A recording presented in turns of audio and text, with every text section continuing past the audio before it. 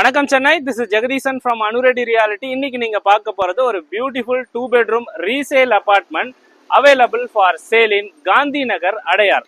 So Gandhi நகர்ன்றது எந்த மாதிரி ஒரு பாஷ் லொக்கேஷன்றது அடையார்ல இருக்க எல்லாருக்கும் நல்லா தெரியும். மெயினாக இந்த லொக்கேஷன்ல பார்த்தீங்கன்னா மெனி ஸ்கூல்ஸ் இருக்கு.